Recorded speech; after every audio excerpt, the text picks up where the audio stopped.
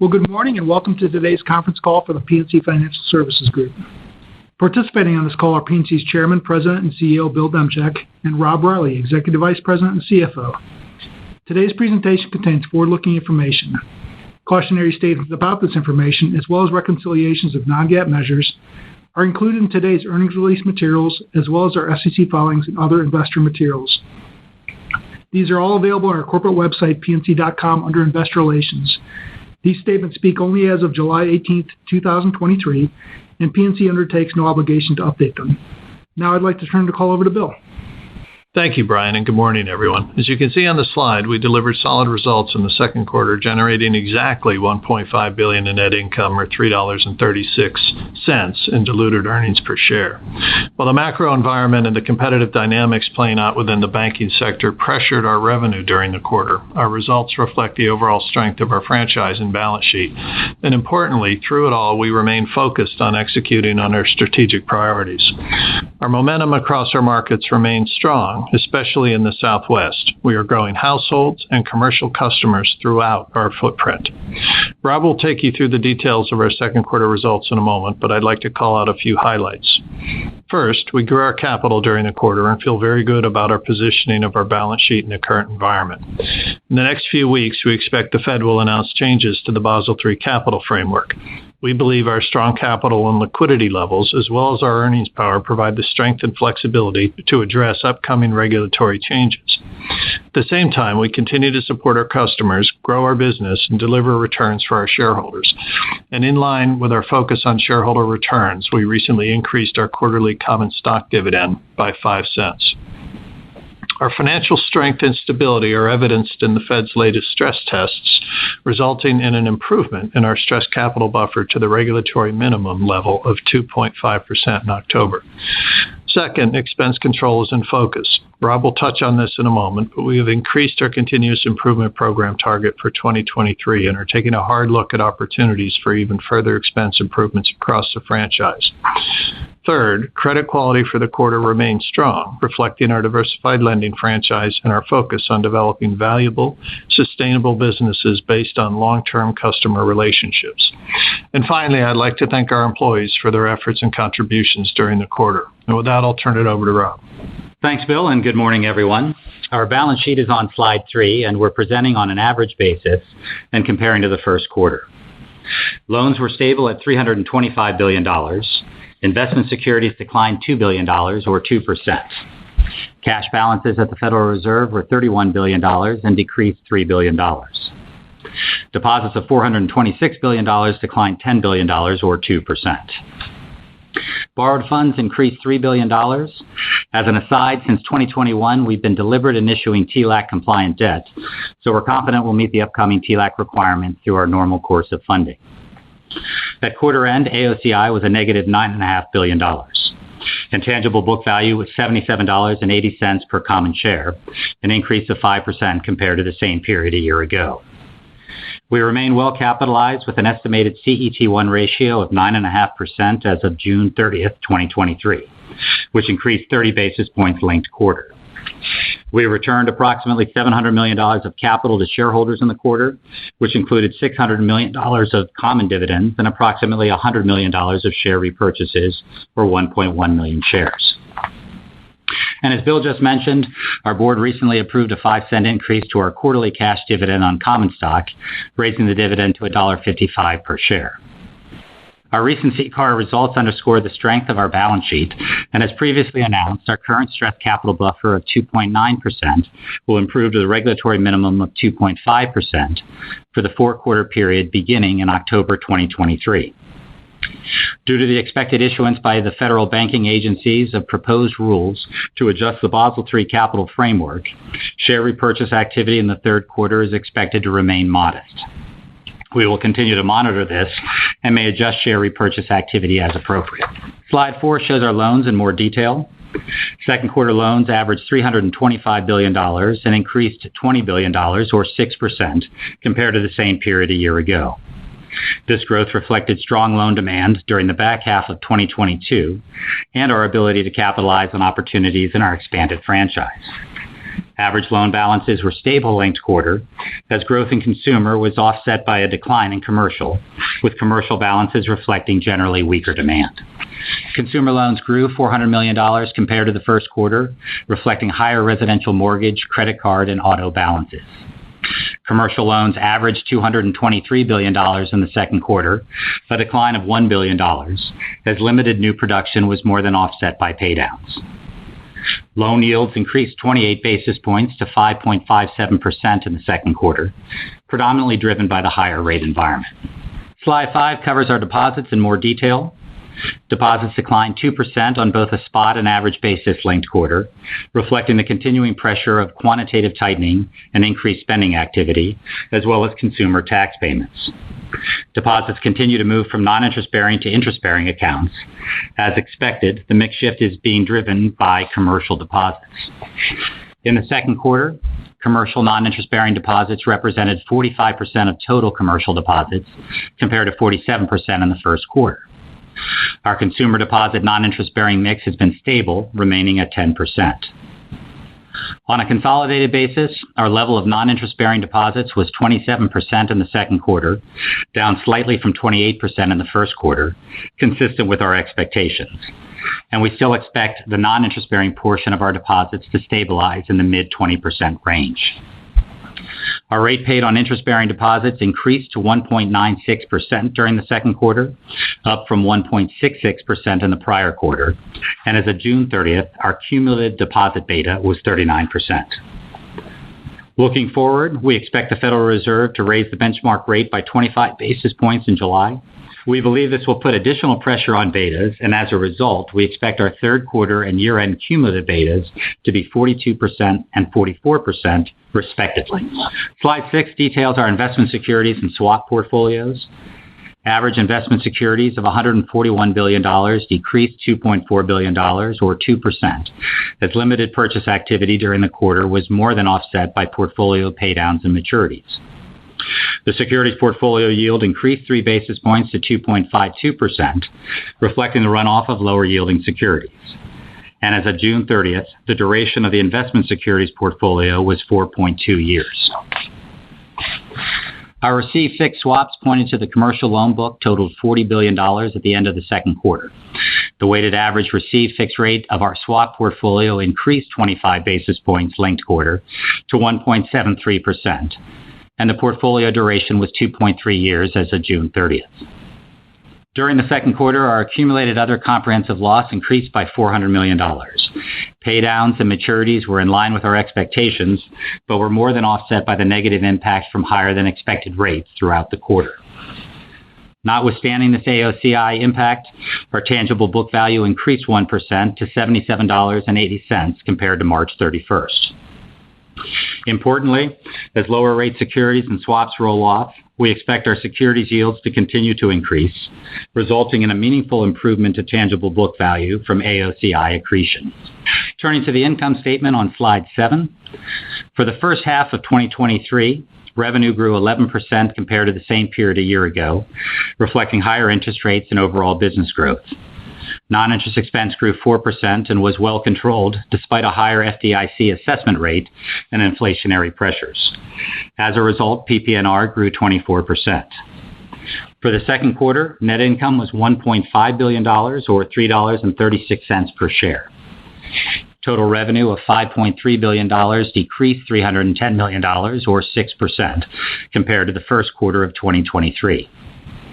Net interest income declined $75 million, or 2%. And our net interest margin was 2.79%, a decline of 5 basis points. Non-interest income declined $235 million, or 12%, driven by both lower fee income and other non-interest income, which included Visa fair value adjustments of a negative $83 million that I will discuss in a moment.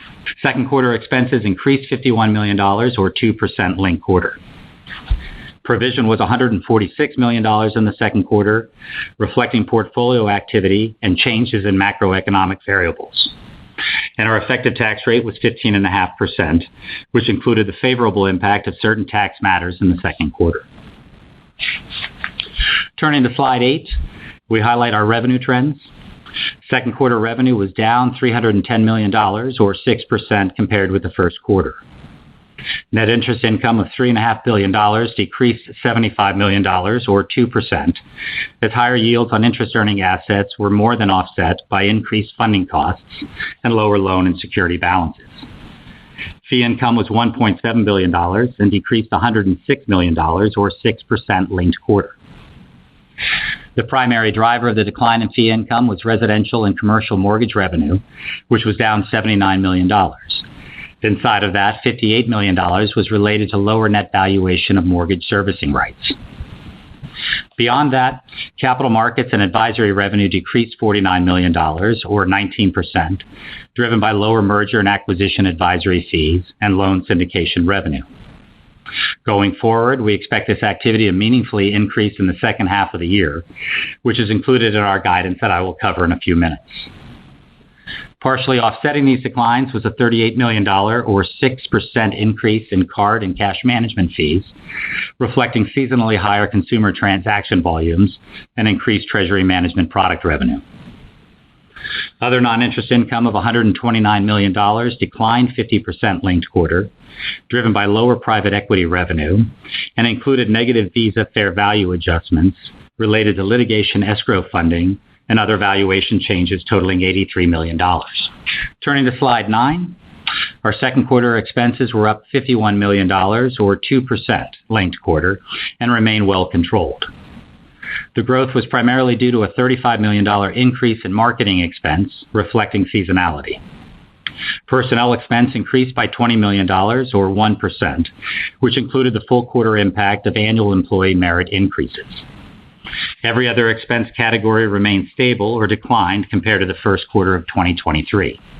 As Bill mentioned, we remain diligent in our expense management efforts, particularly when considering the current revenue environment.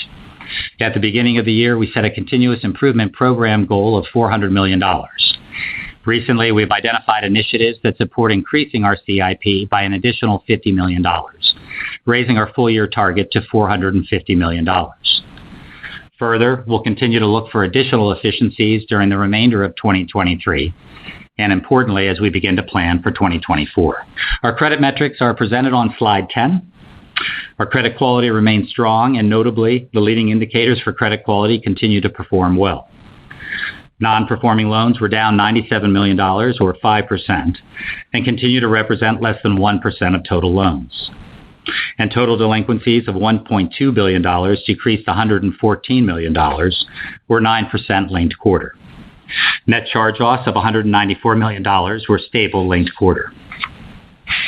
Our annualized net charge-offs to average loans ratio was 24 basis points in the second quarter. And our allowance for credit losses totaled $5.4 billion, or 1.7% of total loans on June 30th, essentially stable with March 31st. While overall credit quality remains strong across our portfolio, the office category within commercial real estate continues to be a key area of concern. As expected, we saw increases in charge-offs related to office during the quarter. However, the portfolio metrics remain largely similar to those presented in our comprehensive view last quarter. Naturally, we'll continue to monitor and review our assumptions to ensure they reflect real-time market conditions, and a full update is included in the appendix slides. In summary, PNC reported a solid second quarter 2023. In regard to our view of the overall economy, we're expecting a mild recession starting in early 2024, with a contraction in real GDP of less than 1%. Our rate path assumption includes a 25 basis point increase in the Fed funds rate in July. Following that, we expect the Fed to pause rate actions until March 2024, when we expect the Fed to begin to cut rates.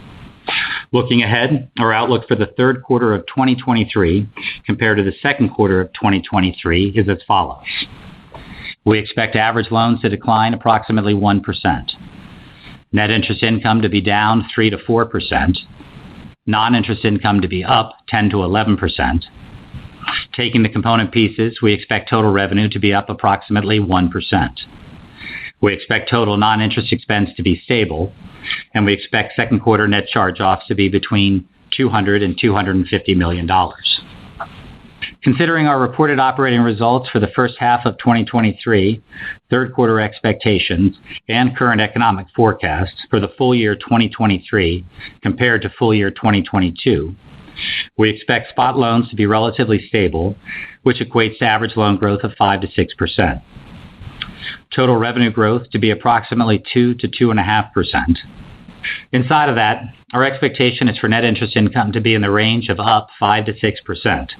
This is a move to the lower end of our previous guidance, largely driven by anticipated deposit costs moving a bit faster than we expected and slightly lower loan growth expectations. We expect non-interest income to decline 2 to 4%, which is down from our earlier expectations of stable. This change is resulting from softer than expected capital markets revenue in the second quarter and $127 million of Visa-related charges that have been incurred year to date. Expenses are expected to be up approximately 2%. Credit quality is trending better than expected, and we expect our effective tax rate to be approximately 18%. And with that, Bill and I are ready to take your questions. Thank you. If you'd like to register a question, please press the 1 followed by the 4 on your telephone. You will hear a 3-tone prompt to acknowledge your request. If your question has been answered and you would like to withdraw your registration, please press the 1 followed by the 3. Once again, to register for a question, please press the 1 followed by the 4. Our first question is coming from the line of John Pancari with Evercore. Please go ahead. Morning. Hey, morning, John. On the fee income side, if you could just maybe elaborate a little bit on your change in your expectation to down 2 to 4% for the year. I know it represents a change in your view on capital markets as well as the impact of Visa. But I know you indicated you expect a meaningful increase in capital markets in the back half. So maybe if you can kind of talk about what's impacting that and maybe help size it up a bit. Thanks. Yeah, sure. John, this is Rob. So in regard to our total non-interest income guidance for the full year, we did change it from stable to down 2 to 4%. Most of that, in terms of that decline, has occurred. So it's really reflective of what occurred in the second quarter in regard to capital markets fees, underperforming our expectations, and the Visa charge that we talked about, which is not in fees but is in other non-interest income. Going forward, we do expect to pick up in capital markets fees, and that's in our guidance both for the third quarter and the balance of the year.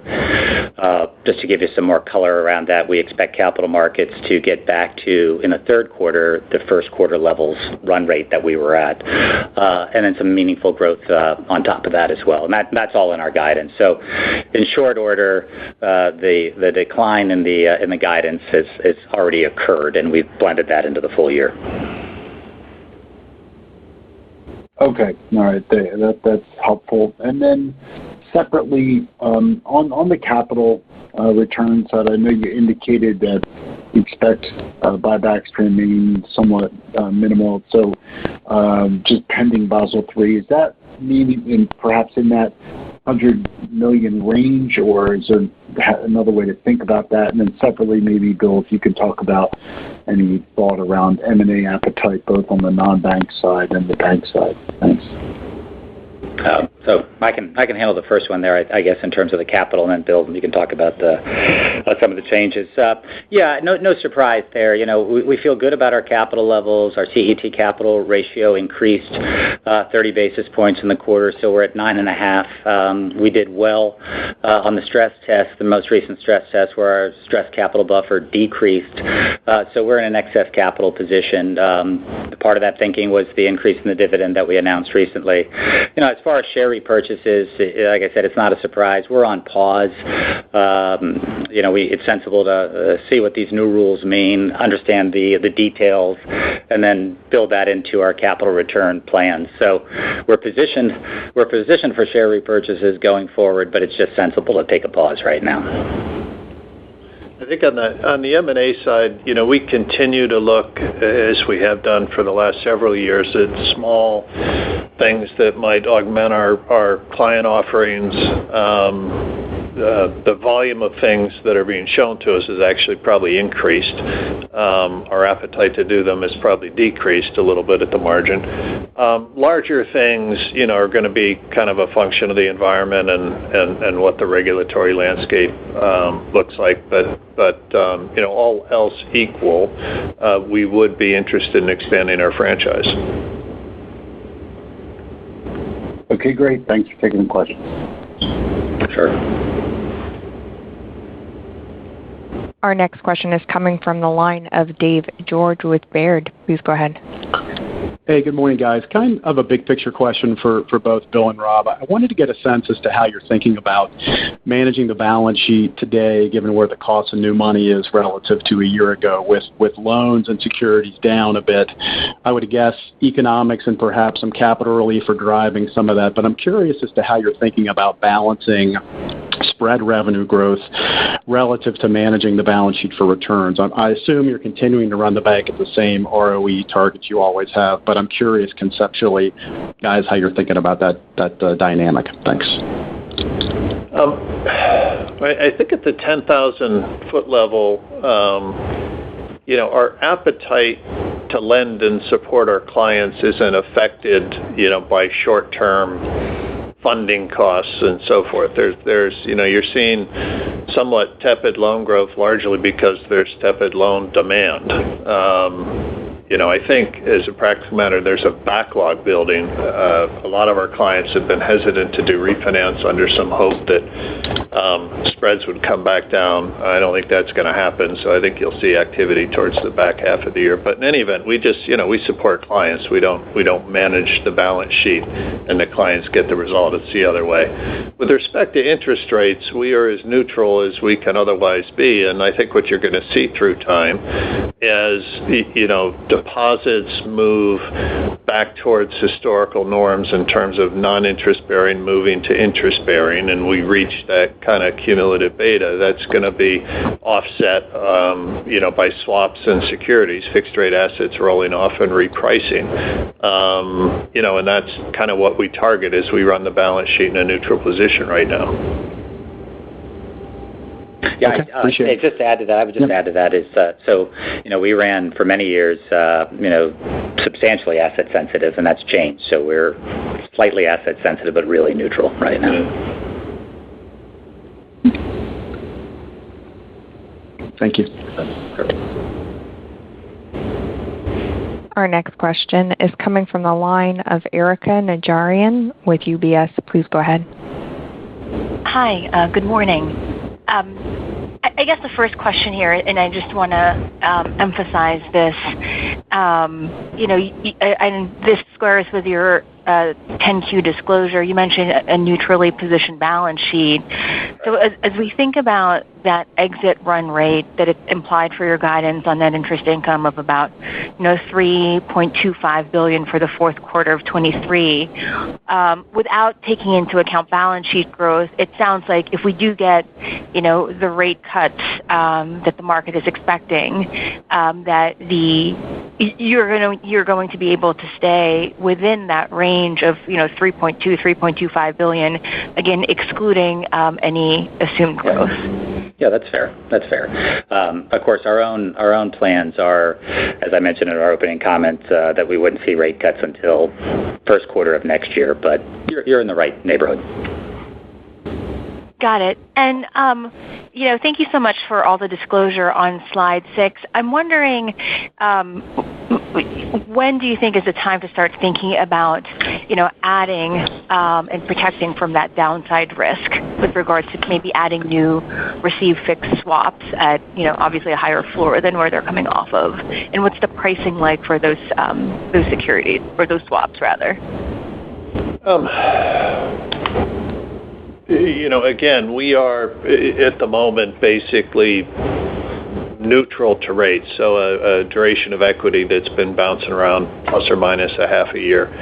So adding in this environment would be choosing to get long. Choosing to get long would basically be saying that we think the forward curve is correct and we like term rates, and I'm not sure we do that we agree with that yet, which is why you've seen security balances roll down. I think the big unknown for us and everybody is if and when the Fed pauses and then cuts rates, what actually happens to the shape of the yield curve and term rates.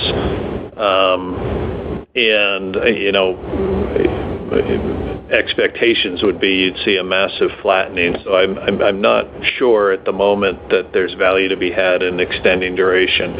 To the extent we do, we're doing it in a very short end. You'd in fact see that in our swaps book. While balances are down, we canceled some and put some other ones on that higher yielding the yield, but very short dated.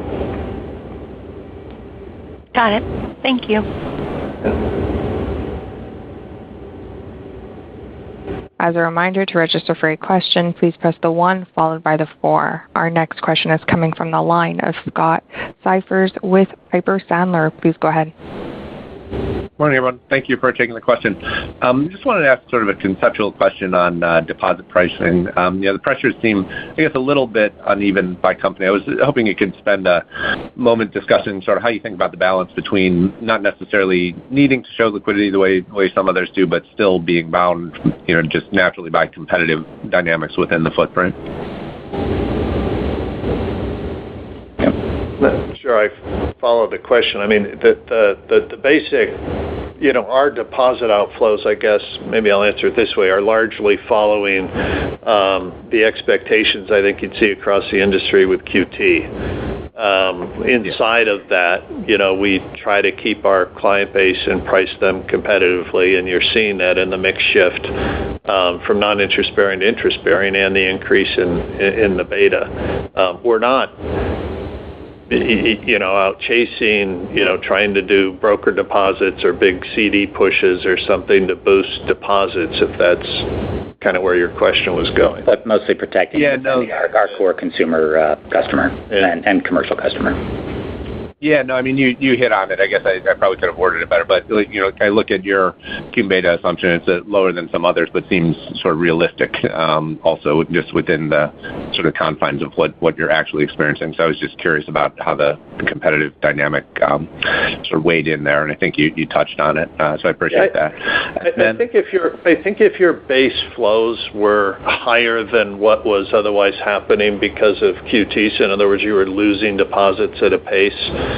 In that instance, your replacement cost is full rate. 100%. And I think you're going to see that, play out as earnings come out this week, where you're going to see some pretty extreme differences in what's happened to funding cost. Our flows have been largely kind of following QT trend. Maybe a little better. Yeah. Okay. Perfect. Thank you. And it was something we could peel back a little more into the sort of the expected capital markets recovery. I guess as I look at that from a top level, if there are sort of three big chunks in the capital markets, DCM seems like it's sort of fine. ECM maybe is found firmer footing, but M&A is the piece that's still sort of in a log jam. I guess maybe as you think about the nuance for that recovery in the back half of the year, just what are the main drivers that you see? Yeah, sure. Scott, this is Rob. Particularly for us, the M&A piece, Harris Williams, is a high percentage of our capital markets fees. We're going off of pipelines, so the pipeline in our advisory businesses, and largely extrapolate that the capital markets in total is up 20% over the first quarter and 6% year over year. And as you know, they had a pretty good second half of 2022. So we're basing it on that. Okay. Perfect. All right. Thank you all very much. Sure. Our next question is coming from the line of Mike Mayo with Wells Fargo. Please go ahead. Hi. Hey, Mike. Good morning, Mike. I thought you might push a little harder on this. So your revised 2023 guidance using midpoints is for NII to be 150 basis points less, fees to be 300 basis points less, and expenses only 50 basis points less. So I'm just wondering how much harder you might push on the expenses. You did mention the CIP going from 400 to 450 million of savings this year, so I guess that helps. But are you preserving infrastructure and resources for potential growth? Is it just not that variable, or what else can you do to get expenses more in sync with the revised lower revenue guidance? And I mean, that's all recognizing. I think you're still guiding for positive operating leverage this year. It's just not as high as it once was. Yeah, but thanks for the question, Mike. The short answer is we are going to push harder on it. The practical answer is I'm not entirely sure that the benefits of what we will be doing will show up in the run rate in 23. If you look at our costs, right, we're basically down in every category other than personnel. And we're going to have to take a hard look at where we can generate savings in this company without cutting the potential for growth and the opportunity we continue to see in our growth markets and just business activity. But we're going to look at that really hard. I'm just not sure it shows up in 23. Just in terms of the timing, because there's only 6 months left, so actions that you take don't show up in that run rate. But we did reduce, as you pointed out, we did reduce the expectation to up 2% year over year. That includes the FDIC special assessment that was in there, and obviously inflationary pressure. So that's pretty good, but we're not going to stop there.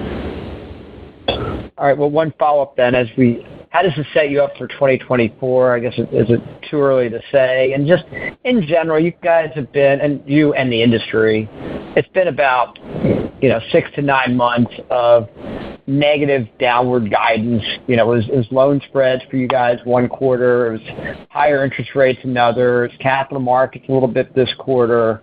And these are factors outside of your control, at least those are.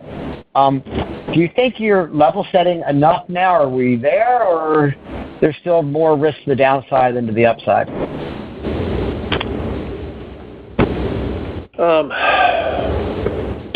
24 seems so far away at the moment. But I guess what I would say is we're running the company for the long term here. We continue to see, once we get through rate normalization, tremendous upside in the company in growth through clients in our new markets. And, are we at the trough now, or are we at the trough when we, with our guidance for the fourth quarter? I don't know. I don't know if you have a view on it, Rob. Well, I would say you sort of talked about it. I mean, the disruption has been largely driven by the rate environment and the volatility in the rate environment that not only affects our earning assets and our deposits, but also some of our interest rate sensitive fees. So all the changes there are a function of the extraordinary change in the rates. Are we in the later innings of that? I think probably, but hard to be accurate exactly.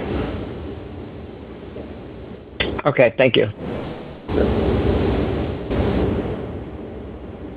Our next question is coming from the line of Betsy Graseck with Morgan Stanley. Please go ahead. Hi, how are you doing? Hey, Betsy. 2 questions. One is, I know we talked earlier about demand for loans not that great, but I'm also wondering, is there a credit box widening event or process we should be thinking about, given that credit quality is so good? Probably not. Well, you've always said we don't change our box. Yeah. I think at issue right now, it's kind of pretty straightforward that the companies who otherwise in the normal cycle would be out refinancing and perhaps increasing lines are holding off under some assumption that credit's going to get cheaper. Either through rate or through spread. And so there's a backlog building. I think we wait for that market to come to us. I don't think there's a big appetite on anyone's part to go out and, go with a loss leading price, particularly given the funding markets today. So I think it'll be slow for a while until people are kind of forced into this new environment and new pricing, and then you'll see growth. Okay. All right. Separately on the regulatory, I know you've said in the past that your LCR ratio is compliant no matter how you measure it. When you say no matter how you measure it, are you talking about, hey, even if you were at a GSIB standard, is that what you're referring to? I don't know the exact quote, but we've put the ratio out there for a while, and I'm not sure the ratio this quarter would qualify for the full 100%, but it's very close. And historically, it's been over the full 100%, even though we're measured at the 70% threshold. Yeah, no, it's much higher than anybody else we calc. So I was just wondering if that's what you were thinking about there. Yeah. Okay, last ticky-tacky thing is just on this FDIC special assessment. I'm not sure if I heard this right or not, but is that in your full-year expense guide, or should we be thinking about that? Yeah, no. Thanks for asking that, Betsy. So, no, the FDIC assessment that I was referring to was the one that was announced last year that went into place at the beginning of this year, 23. It doesn't relate to the special assessment that's being contemplated for the Silicon Valley Bank and Signature Bank, which we expect to be finalized sometime in the second half. So our guidance does not include that. And that you would be putting below the line, is that right? Well, we'd be expensing it, but we need to understand what that number is. Got it. Okay. Yeah. All right. Thanks so much. Sure. Thanks, Betsy. As a reminder, to register for a question, please press the 1 followed by the 4. Again, that's the 1 followed by the 4. Our next question is coming from the line of Ebrahim Poonawala from Bank of America. Please go ahead. Hey, guys. Good morning. Good morning. I had a couple of follow-up questions. One, I think you talked about interest in expansion, I guess, as it pertains to M&A. When you talk to investors and bank management teams, it appears that there are 3 hurdles to that. One is lack of policy alignment in D.C., mark-to-market purchase accounting, and then the macro. Bill, if you had to rate them, which of these 3 is the biggest hurdle to trigger a little bit of a consolidation in the sector? Well, I think for the industry broadly, it's fair value accounting on targets where, even MOEs at this point, there'd have to be, for most banks, it would get together a fairly substantial capital raise. And that's gonna stop people from doing things. I think you've heard quite loudly coming out of D.C. Recognition that there's going to need to be consolidation in the industry to create competition against some of the giant banks. So I don't know that shows up largely on a hurdle. And the final thing is just the franchise value of what you might look at. People used to do deals just for size. I think we're in an environment, in a credit environment, where that can be dangerous because I think there's a lot of bad balance sheets out there, heavy real estate concentration and other things that would be a red flag. But the mark-to-market is the primary challenge. Got it. And I guess no way to resolve that than lower rates at some point. And just as a follow-up on interest rates and your deposit beta guidance, it all feels incremental, well within control. If the Fed is close to being done, do you see a big risk of deposit behavior shifting, back book repricing down the road? Or if the Fed is actually done, we're getting close to the end game here? So a couple of things. I want to go back to your comment on it just quickly on we've got to wait for rates to go lower. You don't necessarily need rates to go lower. You need the existing book to pull to par, right? So for example, our securities book, because of short duration, will pull to par very quickly. Others, some have long books, some have short books, so it'll vary across the industry. The issue of deposit betas, if the Fed just freezes and stays here for a long period of time, you would have deposit beta creep.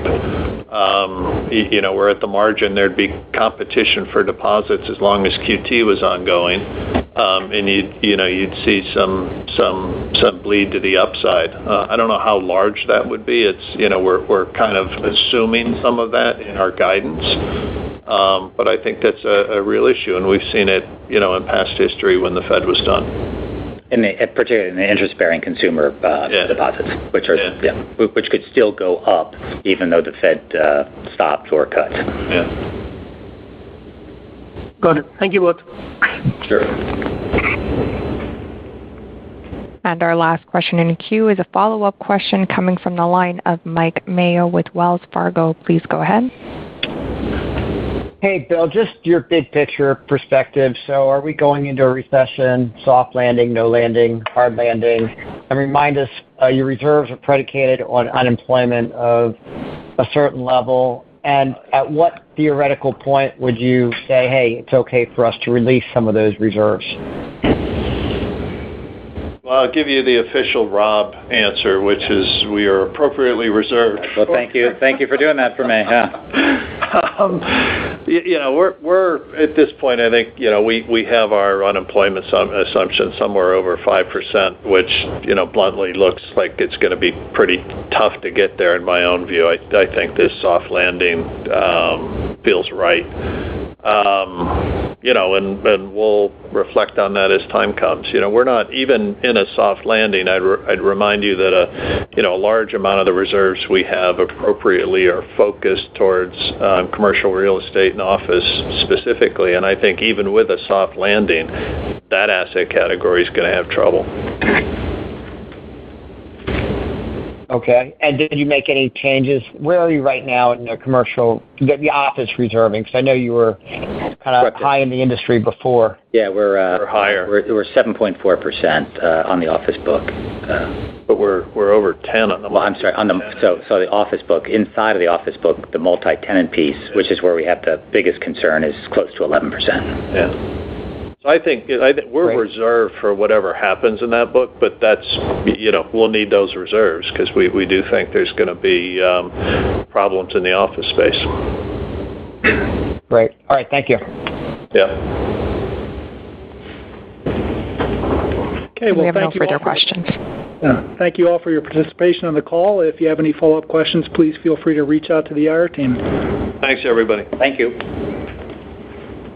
That concludes the conference call for today. We thank you for your participation and ask that you please disconnect your lines.